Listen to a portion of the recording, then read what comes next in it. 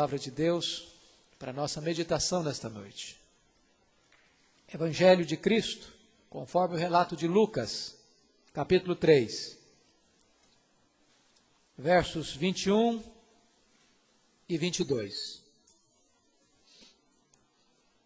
E aconteceu que ao ser todo o povo batizado, também o foi Jesus.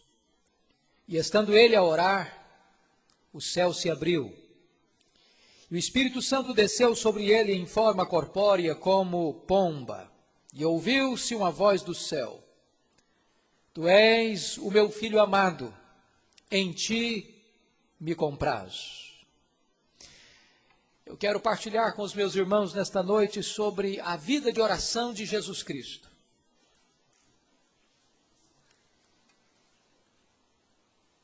O Evangelho de Lucas certamente é o mais distinto dos evangelhos sinóticos. Mateus, Marcos e Lucas são evangelhos sinóticos, semelhantes. Desses, Lucas é o mais distinto. Lucas é o único autor gentílico. Ele era de formação superior, ele era médico. Ele era um historiador, ele era um viajante, ele acompanhava o apóstolo Paulo em suas viagens à Europa, à Ásia e também em Roma. É importante o fato de que Lucas foi quem mais enfatizou sobre a obra e a atuação do Espírito Santo no ministério do Senhor Jesus. É Lucas quem vai registrar que o Espírito Santo agiu na concepção de Cristo. É Lucas quem vai registrar que o Espírito Santo agiu no batismo de Cristo.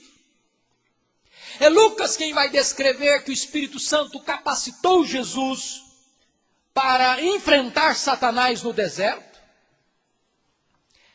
É Lucas quem vai registrar em Atos que o Espírito Santo ungiu a Jesus de Nazaré para libertar os cativos e para trazer salvação aos perdidos. Mas, mais do que qualquer outro evangelista, Lucas é quem vai enfatizar para nós o ministério de oração de Jesus. Por que isso? Porque Lucas é o evangelho que trata da humanidade de Cristo. A grande tese de Lucas, que escreveu para os gregos, era revelar que Jesus Cristo era e é perfeitamente homem. E como homem perfeito, Jesus foi um homem de oração. Como pesquisador que era, certamente Lucas deve ter debruçado sobre a questão da vida de oração da igreja. Por que a igreja primitiva orava com tamanho fervor, com tanta perseverança? E não temos dúvidas de que Lucas encontra essa resposta examinando detalhada e meticulosamente a vida de oração de Jesus. Na verdade, a igreja aprendeu a orar com Jesus. Jesus foi o modelo maior de oração em toda a Escritura. E eu gostaria de chamar os meus irmãos nesta noite para refletirmos sobre este momentoso tema, sobre este assunto da mais alta importância para a sua vida e para a vida da igreja. Lucas faz 11 referências ao ministério de oração de Jesus, enquanto Marcos e Mateus só registram 4 vezes incidentes onde Jesus está orando. A grande ênfase de Lucas é mostrar Jesus triunfando no seu ministério através da oração. Senão, vejamos. No texto lido, Jesus está orando quando o Espírito Santo desce sobre ele no batismo. Em Lucas 5,16, Jesus retira-se para o deserto para orar, enquanto a multidão está buscando milagres. Em Lucas 6,12, Jesus ora uma noite inteira antes de escolher os 12 apóstolos. Em Lucas 9:18, Jesus ora a sós para que os seus discípulos pudessem compreender quem ele era. Em Lucas 9:28 e 29, Jesus ora no Monte da Transfiguração, preparando-se para abraçar o projeto da cruz. Em Lucas 11:1, é a visão de Jesus orando, que leva os discípulos a pedir a ele: ensina-nos a orar. Em Lucas 22:32, Jesus Cristo está orando por Pedro para que ele não caísse em tentação. Em Lucas 22:40, no Getsêmani, Jesus insta os seus discípulos para orar para que não caiam em tentação. Em Lucas 22:44 e 45, Jesus ora em agonia, intensamente no jardim. Em Lucas 23:34, apenas Lucas registra a oração de intercessão de Jesus na cruz.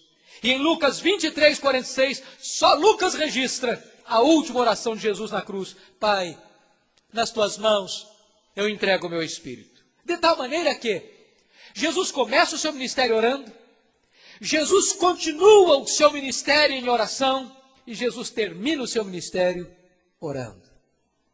Daí eu chamo a sua atenção para alguns princípios sobre o ministério de oração de Jesus. Primeiro princípio, o texto lido, Lucas 3, 21 e 22, o princípio da capacitação.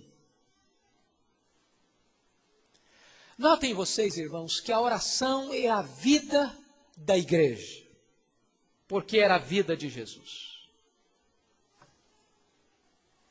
Se Jesus é o Senhor da igreja, e ele teve uma vida intensa de oração, a igreja precisa aprender com o seu Senhor.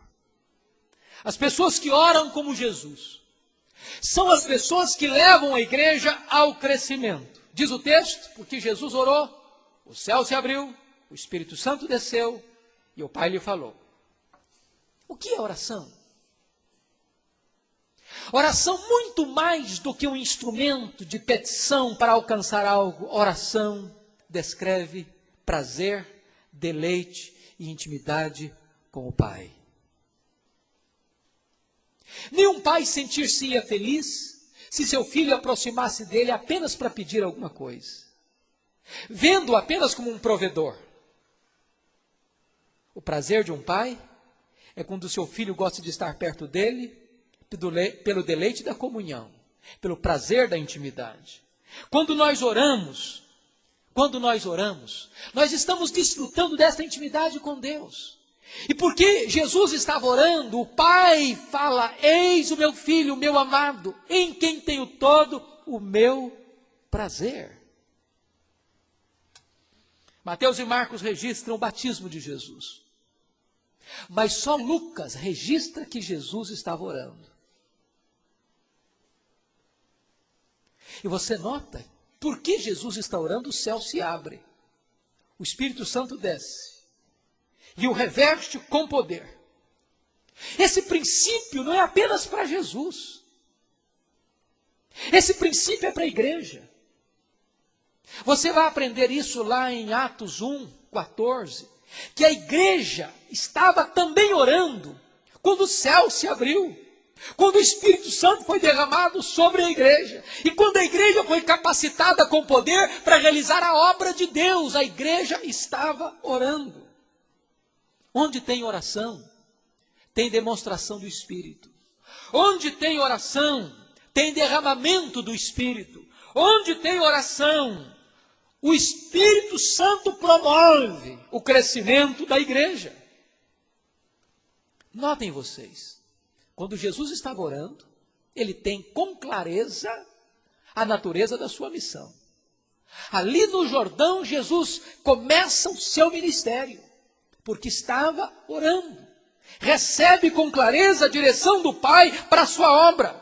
Quando nós oramos, Deus nos capacita com poder, não apenas para compreender a missão, mas para termos capacitação para a realização da missão, porque foi nessa capacitação que, cheio do Espírito Santo, Jesus vai para o deserto, para ser tentado pelo diabo, para vencer o diabo e para ganhar uma gloriosa e bendita vitória contra o reino das trevas. Jesus venceu Satanás no seu próprio território, na sua própria casa, no deserto. A Bíblia diz que Deus tem prazer em você quando você está orando. Este é o princípio de Deus.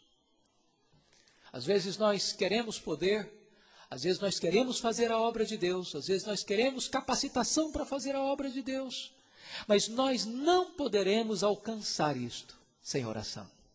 Esse é o princípio de Jesus. Vejamos o segundo princípio. Agora eu quero que você acompanhe com a sua Bíblia aberta, por favor, porque são vários textos que refletem sobre esta verdade. Abra sua Bíblia em Lucas 5.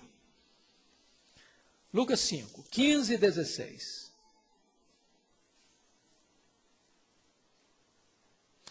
Porém, o que se dizia a seu respeito cada vez mais se divulgava, e grandes multidões afluíam para o ouvirem e serem curadas de suas enfermidades. Ele, porém, se retirava para lugares solitários e orava. Este é o princípio da prioridade da oração. Você já parou para perguntar por que Jesus, quando a multidão o procura, se retira para orar? Não parece estranho? Não parece intrigante? Se é que a Bíblia nos informa que Jesus veio como pregador, sua missão era pregar, como pode um pregador fugir da multidão? Como pode um pregador procurado pelo povo e retirar-se para lugares solitários para orar? O que Jesus quer nos ensinar com isso? Que lição ele tem para nos dar? Meus amados, o que esse texto quer nos dizer é que para Jesus, a oração é mais importante do que o sucesso no ministério. Na verdade, o que Jesus está querendo dizer é que o Pai vem primeiro que o povo. Na verdade, o que Jesus está querendo nos ensinar é que a oração precisa ocupar o primeiro lugar na nossa agenda, na nossa vida, se nós queremos fazer a obra de Deus na força e na virtude de Deus. Jesus não permitiu que alguém tirasse dele a prioridade da oração. Outra razão é porque a multidão estava vindo em busca de milagres. E Jesus sabia que aquela multidão precisava mais do que milagres. Então ele ora. Então ele busca o poder. Jesus orava mais de madrugada e à noite. A gente aprende isso nos evangelhos. Mas agora, a multidão o está procurando e ele está se retirando para orar.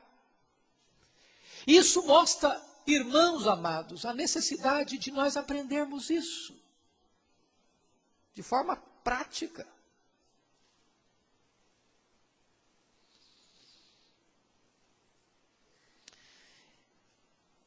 Eu já contei para os irmãos aqui que uma das coisas que marcou muito a minha viagem à Coreia foram dois fatos que aconteceram comigo e com os colegas que me acompanhavam na Igreja do Evangelho Pleno, em Seul. O primeiro fato foi um fato acontecido conosco. Nós estávamos em 82 pastores de diversas regiões do Brasil, na Igreja do Evangelho Pleno, e o pastor Po Yang-Shu deveria dar-nos uma entrevista. Enquanto nós almoçávamos, nós víamos pelo circuito interno de televisão que ele estava ministrando uma palestra para a liderança da sua igreja. E ao término da sua palestra, ele fez uma oração, onde demorou 30 minutos orando. Nenhum problema em orar 30 minutos.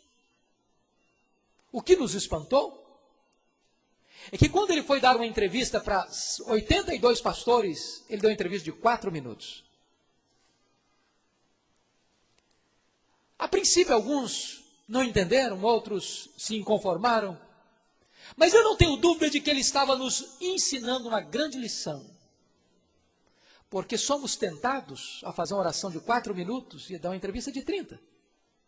Somos tentados a dar mais valor aos homens do que a Deus. a valorizar mais o trabalho do que a intimidade com Deus. E Jesus ensina-nos esse princípio de que nada pode ocupar o lugar do Pai na agenda, na nossa agenda. O outro fato que me marcou, e li isso nos livros do pastor Po Yang-Cho, é que certo dia o presidente da Coreia telefonou para ele.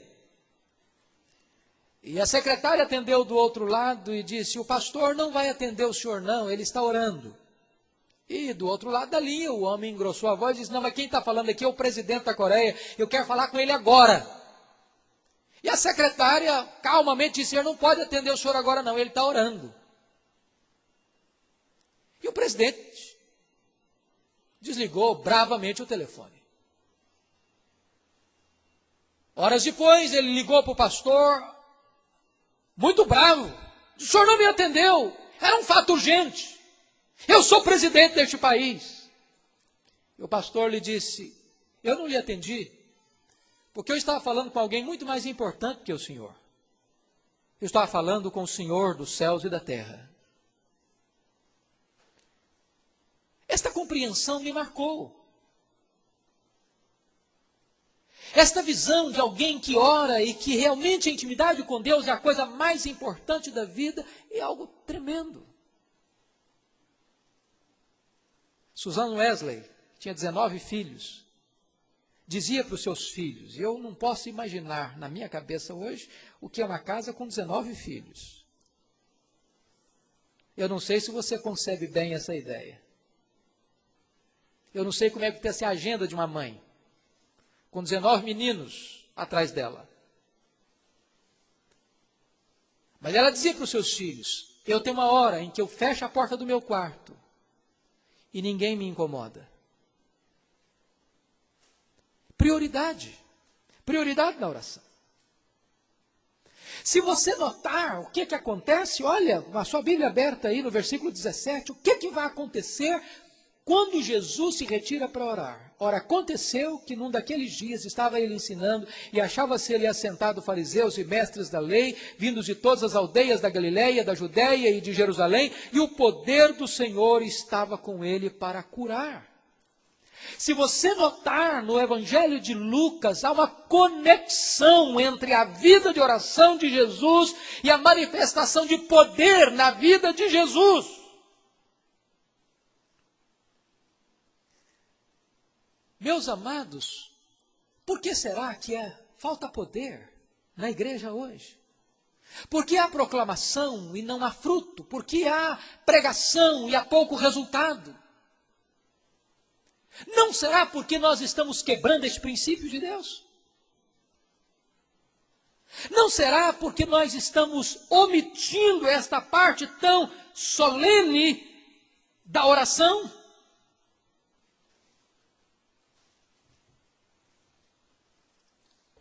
Diz o texto que os doentes estão sendo curados porque Jesus está capacitado com poder. Eu creio nisso, irmãos, que nós não teremos uma vida vitoriosa, uma família vitoriosa, uma igreja vitoriosa, nós não teremos um ministério vitorioso se nós não buscarmos prioritariamente ao Senhor em oração. Os resultados do ministério de Jesus foram precedidos por oração. Os apóstolos entenderam isso. Você lê lá em Atos 6,4, quando os apóstolos decidiram: quanto a nós, nos consagraremos à oração e ao ministério da palavra. Alguém já perguntou? O que é mais importante? A oração ou a palavra? Você já parou para perguntar isso? O que é mais importante? A oração ou a palavra? E você pode perceber o seguinte, que Deus dá tanta importância à palavra, a palavra tem tal primazia, que o Espírito Santo que inspirou o livro de Atos, estabeleceu que Lucas registrasse oração primeiro. Sabe por quê? Porque se a igreja não ora, não há virtude, não há poder na pregação. Se a igreja não ora, a pregação é inócua, é infrutífera. É um cabo sem um machado, incapaz de cortar.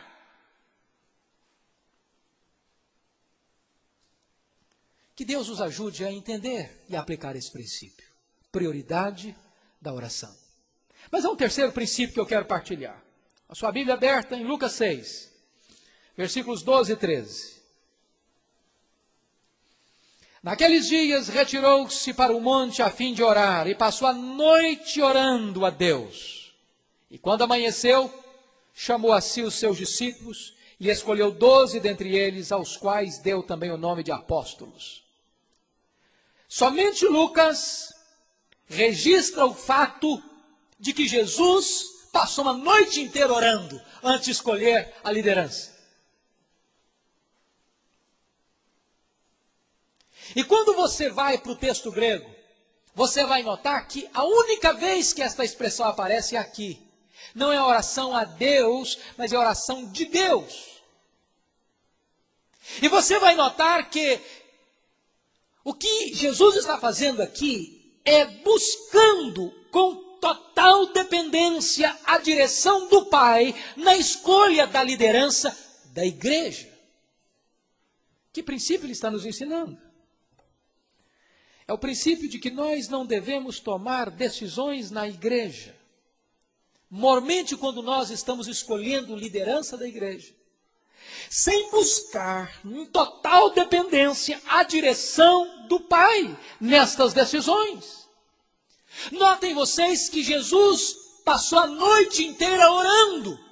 E ele não escolheu os apóstolos à meia-noite ou de madrugada, mas ele escolheu os apóstolos depois de uma noite inteira de oração.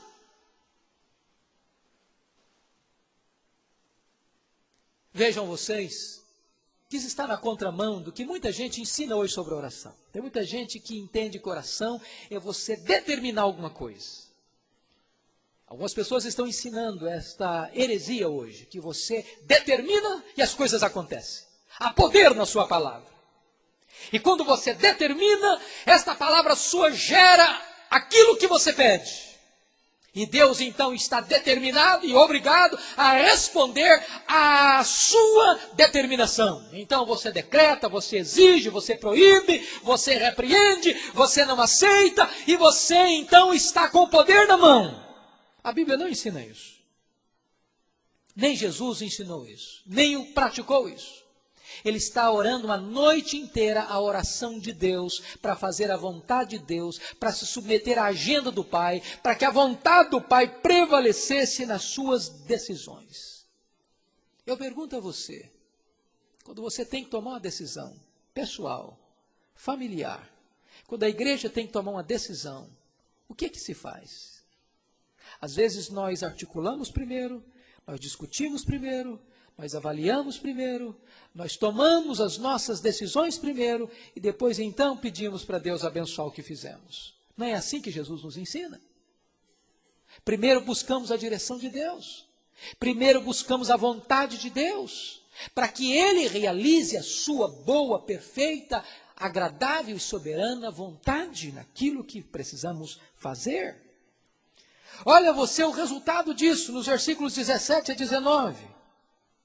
E descendo com eles, do mesmo capítulo 6, e descendo com eles, parou numa planura onde se encontravam muitos discípulos seus e grande multidão do povo de toda a Judéia, de Jerusalém e do litoral de Tiro e de Sidom, que vieram para o ouvirem e serem curados de suas enfermidades. Também os atormentados por espíritos imundos eram curados, e todos da multidão procuravam tocá-lo, porque dele saía poder e curava a todos. Mais uma vez, há uma conexão entre poder, entre revestimento de poder, entre energia divina para a realização da obra de Deus, como fruto da oração de Jesus. Olhemos um quarto princípio de Jesus. A sua Bíblia aberta, por favor, capítulo 9. Versículos 18 a 20. Preste atenção na beleza deste princípio. O princípio da comunicação da verdade. Estando ele orando à parte, achavam-se presentes os discípulos, a quem perguntou: quem dizem as multidões que sou eu? Responderam eles: João Batista, mas outros Elias, e ainda outros dizem que ressurgiu um dos antigos profetas. Mas vós, perguntou ele, quem dizeis que eu sou? Então falou Pedro e disse: eis o Cristo de Deus. Notem vocês que tanto Marcos quanto Mateus registram este fato, mas somente Lucas nos informa que Jesus estava orando à parte. Agora a pergunta é: sobre que assunto Jesus estava orando? Qual era o conteúdo da oração de Jesus? E você vai notar uma coisa, que o texto paralelo vai nos informar que momentos antes Jesus tinha multiplicado os pães e os peixes. E a multidão estava encantada com os milagres de Jesus e queria proclamá-lo rei. Então Jesus se retira à parte para orar. Para quê? Para que os seus discípulos tivessem clara compreensão de quem verdadeiramente ele era. O povo não tinha uma compreensão clara de quem era Jesus. Uns diziam que era João Batista, outros diziam que era Elias, outros diziam que era um profeta que tinha ressuscitado. Então Jesus ora para que os discípulos tenham clara compreensão de quem ele era. E quando Jesus pergunta: e vós, quem dizeis que eu sou? Pedro responde: tu és o Cristo de Deus. E Jesus responde: bem-aventurado és, Simão Barjonas, porque não foi carne e sangue quem tu revelou, mas o meu Pai. Aquela compreensão de Pedro foi revelação do Pai em resposta à oração de Jesus. Qual o princípio que nós devemos aprender? Meus amados irmãos, o princípio é o seguinte: se nós queremos que as pessoas conheçam a Cristo, nós precisamos orar para que Deus abra os olhos do entendimento dessas pessoas. O que Jesus quer nos ensinar é que o ministério da pregação não pode ser desassociado do ministério da oração. Que nós não podemos apenas pregar sem estar trabalhando ao mesmo tempo, intensamente, intercessoriamente em favor daqueles para quem nós pregamos. É que a pregação será infrutífera se nós não banharmos esta pregação com oração. Isso não é metodologia apenas, isso é poder. O diabo é muito astuto. E ele tenta de todas as formas impedir a igreja de crescer. E duas artimanhas muito sutis de Satanás para tentar impedir o crescimento da igreja são os seguintes. Primeiro, distorcer a palavra. Se a igreja torce a palavra, ela não tem palavra de Deus para pregar. E se não tem palavra de Deus para pregar, não tem salvação. Pode ter adesão, pode ter entusiasmo, pode ter multidão, mas não tem conversão. Mas a segunda artimanha de Satanás para impedir a igreja de crescer não é distorcer a palavra, mas é matar a vida de oração da igreja. É apagar o ímpeto de intercessão da igreja. É tornar a igreja apática na oração. É permitir que a igreja continue trabalhando, continue fazendo a obra, mas sem a dependência do poder de Deus, sem oração. E amados irmãos, se a igreja não ora, os corações não se quebrantam.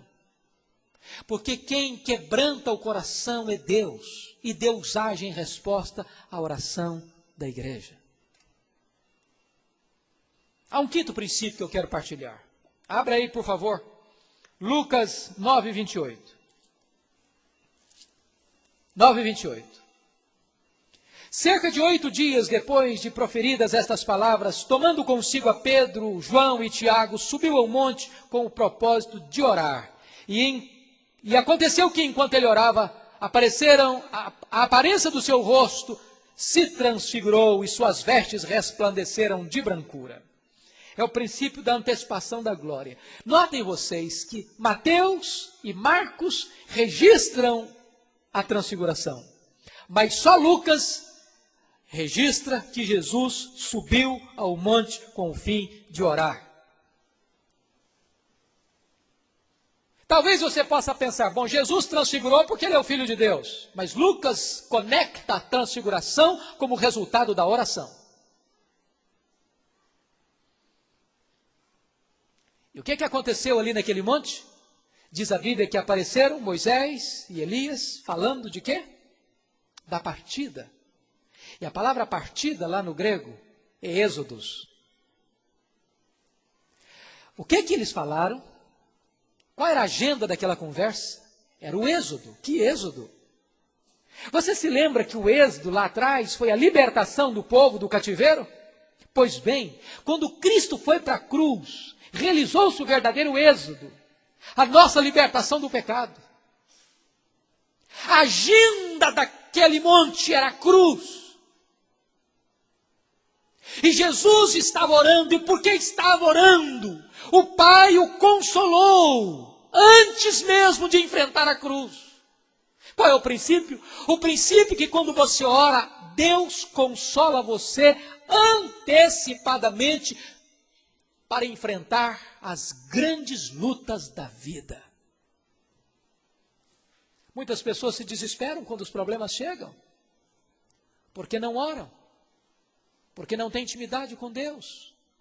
Quando os problemas chegam, elas naufragam. Mas diz a Bíblia que Jesus ora e o Pai está consolando seu filho antecipadamente, preparando para enfrentar a cruz. E quando Jesus desce desse monte, diz a Bíblia que ele está determinado a ir para Jerusalém, que todos viam no seu semblante, no seu rosto, que ele ia para Jerusalém. Nada, nem ninguém pôde detê-lo da cruz. O que os apóstolos estavam fazendo? Pedro, Tiago e João? Dormindo. E por que estavam dormindo e não orando? Não tinham discernimento. Irmãos, prestem atenção nisso. As pessoas que têm o mais profundo discernimento espiritual não necessariamente são as pessoas que mais conhecem, mas as pessoas que mais oram.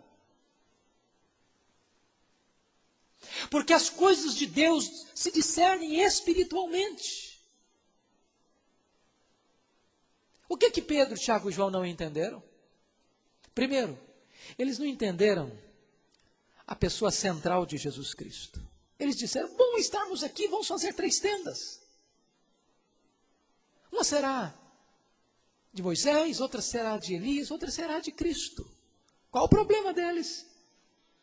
Eles estavam comparando Jesus como o maior representante da lei e como o maior representante dos profetas. Mas Jesus é mais do que Moisés, Jesus é maior do que Elias. Jesus é único, ele é exclusivo, ele é singular, ele é o Filho de Deus. Eles não discerniram isso. Porque eles não oraram, eles não discerniram não apenas a pessoa central de Jesus, eles não discerniram a missão central de Jesus. Vamos ficar aqui, está tão bom aqui nesse monte. Mas Jesus desce desse monte para ir para a cruz. Eles não entenderam isso, porque não oraram. Eles não entenderam sequer a missão deles mesmos. Eles queriam ficar no monte, mas era lá no vale que tinha um menino endemoniado, sofrendo, desesperado, um pai aflito, uma multidão esperando a resposta, e eles queriam ficar vivendo no cume de um monte de transfiguração. Quando nós não oramos, nós não conseguimos discernir as necessidades que estão à nossa volta. Este é o princípio de Deus para nós.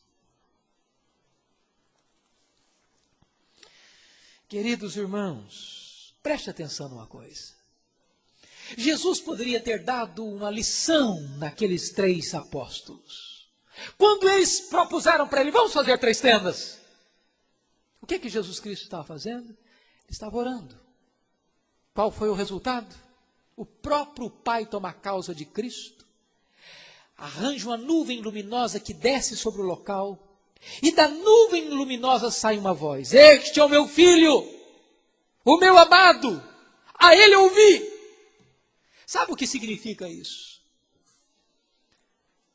Que muitas vezes nós somos rápidos em nos defendermos e não céleres em buscarmos a Deus em oração. Jesus não se defendeu, ele orou e o Pai saiu em sua defesa. Quando você ora, o próprio Deus defende você. Você não precisa brigar, você precisa orar. Você não precisa bater no peito e reivindicar os seus próprios direitos. Você precisa orar.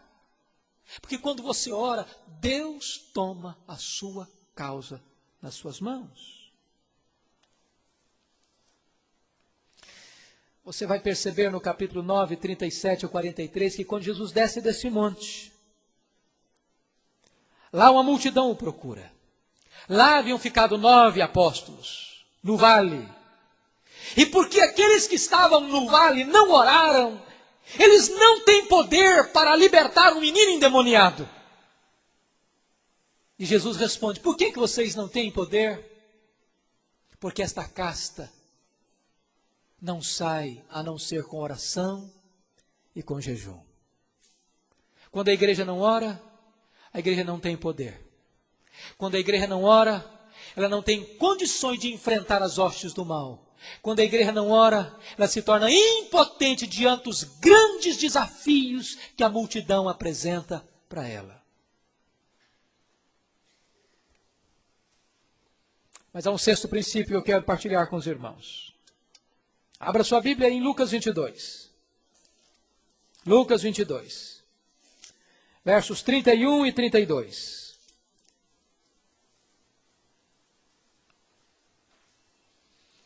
Simão, Simão, eis que Satanás vos reclamou para vos peneirar como trigo.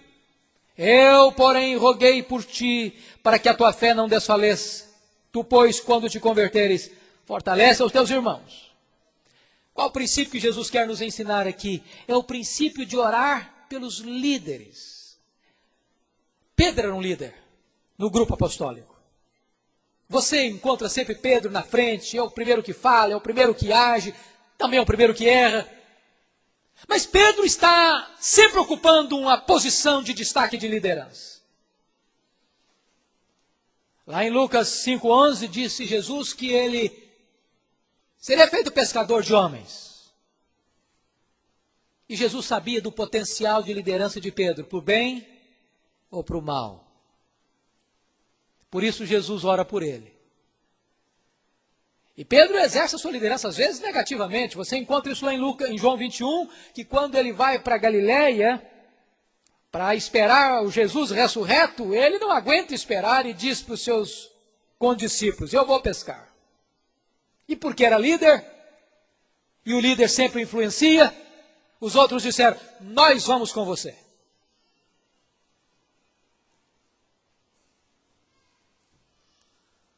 Irmãos, nós deveríamos redobrar as nossas orações em favor daqueles que exercem liderança na igreja. E eu não estou pensando apenas na liderança oficial. Há pessoas que não têm cargo de liderança, mas são líderes. Elas influenciam, elas são influenciadoras. E as pessoas que são líderes e que são influenciadoras, elas são alvo maior também da artimanha de Satanás para peneirar essas pessoas, porque Satanás sabe que se elas tomarem um caminho errado, elas vão influenciar outras pessoas negativamente. O que é que Jesus Cristo faz? Ele intercede para que essas pessoas não caiam. E nós, como igreja, deveríamos fazer o mesmo.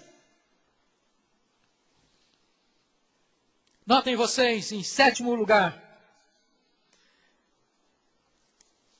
e em penúltimo lugar, sétimo e penúltimo lugar, o princípio da entrega incondicional. Lucas 22, a partir do verso 39. Você conhece tão bem esse texto? É o texto do Getsêmani. E eu me impressiono com esse texto, irmãos. Porque esse texto está nos mostrando,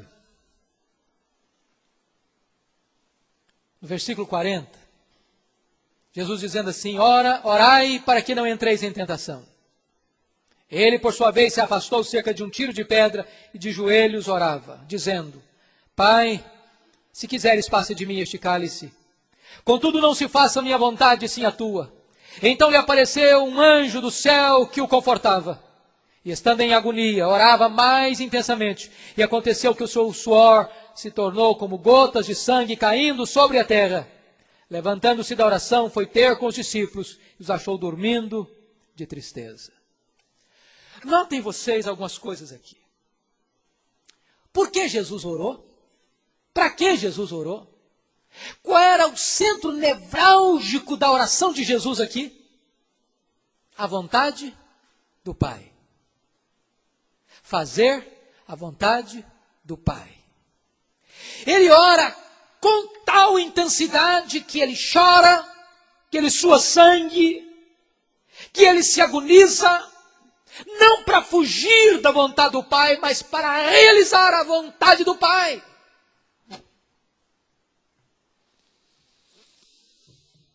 Somos informados na Escritura, em Hebreus 5,7, que nos dias da sua carne, Jesus, com forte clamor e lágrimas, orava ao Pai. Nos dias da sua carne, não foi apenas no Getsemane, não. Isso me dá a clara ideia de que a vida de oração de Jesus era desse jeito. Ele passava noites em oração. E ele clamava. E ele chorava. E ele derramava sua alma. Agora aqui em Getsemane, no Getsemane diz a Bíblia que esta batalha é tamanha, tão intensa, que ele começa a suar sangue. Se você vai além, o verso 44 nos informa que estava ele em agonia. E essa palavra, irmãos, revela o nível de batalha espiritual que Jesus está travando nesta oração. Esta palavra aqui significa empregar todas as energias, todas as forças, como um corredor que está numa pista, nos 100 metros, e estica todos os seus músculos nessa luta. É desta maneira que Jesus orava. E ele está orando para que a vontade do Pai seja estabelecida. Era a grande batalha onde o destino da humanidade estava em jogo. Deveríamos nós aprender com o nosso Senhor a orar com lágrimas, com agonia, com intensidade, para que a vontade de Deus se estabeleça na nossa vida. Mas finalmente, o último princípio que eu quero partilhar com os meus irmãos está em Lucas 23. Abra, por favor. Versos 34. Contudo, Jesus dizia: Pai, perdoa-lhes porque não sabem o que fazem. Olha o verso 42. E acrescentou Jesus: lembra-te de mim quando vieres no teu reino. Verso 43. Jesus lhe respondeu: em verdade te digo que hoje estarás comigo no paraíso. Verso 46. Então Jesus clamou em alta voz: Pai, nas tuas mãos entrego o meu espírito. Notem vocês algo intrigante aqui. Somente Lucas, dos evangelistas, registra esta oração de Jesus na cruz. Pense você nessa cena, Jesus sendo surrado, cuspido, espancado, a multidão gritando, vociferando, sendo chutado, com seu corpo dilacerado, até chegarem ao topo do Calvário. Quando chegam no topo do Calvário, deitam-no nesse leito vertical da morte, rasgam as suas mãos, os seus pés, e o dependuram no madeiro. Os inimigos riavam os dentes. E Jesus, Filho de Deus, ultrajado, Ele poderia fuzilar aquela multidão com uma só palavra e todos cairiam mortos.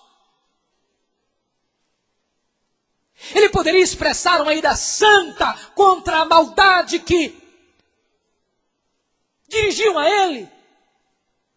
Mas Lucas relata que a primeira palavra que sai da boca de Jesus, cuspido, surrado, ferido, machucado, são essas palavras: Pai, perdoa-lhes, porque não sabem o que fazem.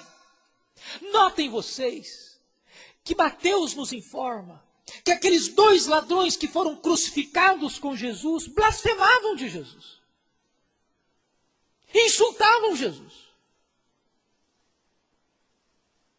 Mas de repente, quando um daqueles ladrões, o que estava à sua direita, escuta Jesus orando, perdoando, pedindo ao Pai para perdoar, isso toca o coração dele. Isso toca o coração dele.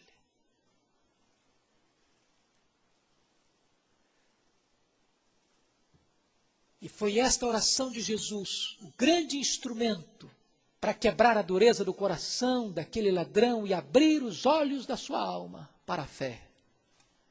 E ele então agora se volta para Jesus. Se lembra-te de mim quando entrares no teu reino. E Jesus responde: hoje mesmo estarás comigo no paraíso. O que significa isso? O que significa isso? Eu creio, irmãos, eu creio nisso, que você deseja o crescimento desta igreja. Ou eu estou enganado? Eu creio que nós desejamos ver pessoas sendo salvas nessa cidade.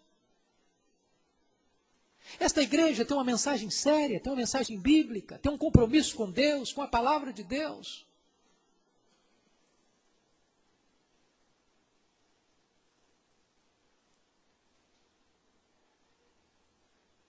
Mas não basta apenas essa igreja ser uma igreja ortodoxa. Não basta apenas essa igreja ser calvinista, na sua teologia, na sua doutrina. Não basta. Se nós quisermos ver pessoas se convertendo, semana após semana, se nós quisermos ver famílias sendo salvas, se nós quisermos ver essa igreja influenciando essa cidade, nós precisamos orar. O nosso talento não salvará esta cidade. O nosso conhecimento não é suficiente para impactar esta cidade. Os nossos recursos não são suficientes para abrir a porta do coração dos incrédulos. Nós precisamos orar.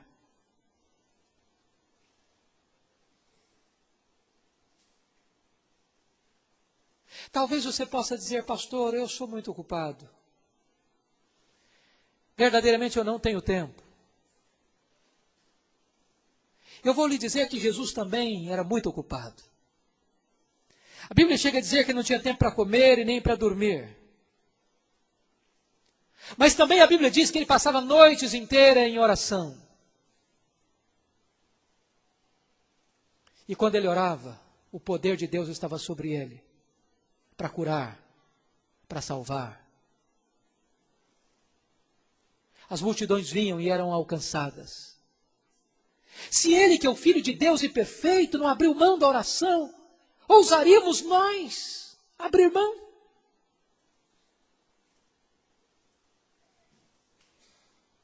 Aceitaria esta igreja ter uma reunião de oração frequentada por tão poucas pessoas?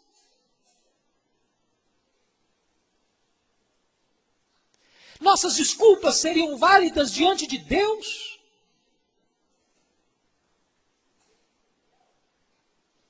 Estamos nós estribados no nosso conhecimento, na nossa estratégia, na nossa doutrina? Ou será que nós precisamos buscar, com Jesus, o poder do alto? Eu convoco esta igreja para a oração. Não há outro caminho. Não há outra alternativa. Não há outra proposta de Deus para nós. Que Deus nos ajude. Amém.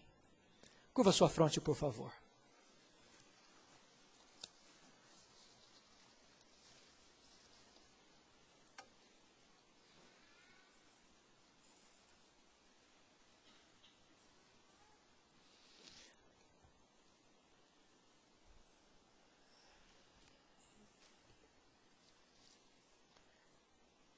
Eu gostaria de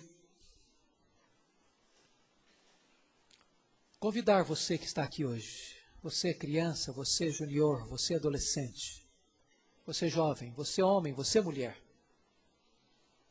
você diácono, você presbítero, você pastor, você visitante, você servo e serva do Senhor Jesus.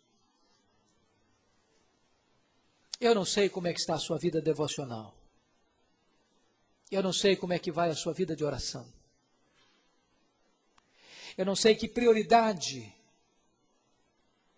o Senhor ocupa na sua vida, na sua agenda de oração. Eu não sei quanto seu tempo você reserva para estar a sós com o seu Deus. Eu não sei quais são as causas que têm levado você, muitas vezes, a não estar presente numa reunião de oração, numa vigília da igreja. Mas eu gostaria de conclamar você nesta noite em nome de Jesus. Não tem nada mais importante no mundo do que estar buscando a Deus em oração. Não se lance em nenhum projeto, não se lance em nenhum ministério sem certificar-se disso, de que você tem sido um homem ou uma mulher de oração. Senhor Deus, nós precisamos muito da Tua graça.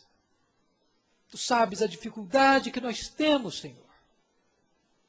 Tu sabes das dificuldades que nós temos de ter uma vida de oração. Muitas vezes, Deus, nós somos como aqueles discípulos que andaram contigo. Preferimos o sono. Tantas vezes, Deus, nós não suportamos uma noite de vigília. Nos dá sono, nos dá cansaço. Nos dá fadiga, nos enfastia a alma. Exatamente, Deus, porque nós perdemos o sabor desta intimidade contigo, nós perdemos o gosto de estar aos teus pés. Senhor, dá-nos a bênção de redescobrir o privilégio da oração, do que nos deleitarmos em Ti em oração, do que dependermos mais de Ti do que dos nossos recursos. Deus, desafia o meu coração, desafia o coração dos Teus filhos, das Tuas filhas nesta noite. Que este ano de 2006 seja um ano diferente na história desta igreja. Que haja um comprometimento, meu Deus, efetivo, de cada um aqui em Te buscar. Porque certamente quando Te buscarmos em primeiro lugar, as outras coisas nos serão acrescentadas. É a promessa da Tua palavra. Ajuda-nos, fortalece-nos. Ensina-nos a orar, Senhor. Ensina-nos a orar. Ensina-nos a perseverar na oração. A orar sempre sem desistir. Ensina-nos a olhar para o exemplo de Jesus e segui-lo. Ajuda a nossa igreja, Senhor, a escrever uma página diferente na sua história. Que esta igreja seja conhecida como uma igreja de oração. Uma igreja que Te busca. Uma igreja fervorosa na oração. Para a glória do Teu nome. Para a salvação de vidas nessa cidade. Para a santificação das famílias. Para o conhecimento bendito do Evangelho. Neste país e no mundo. Em nome do Senhor Jesus. Amém.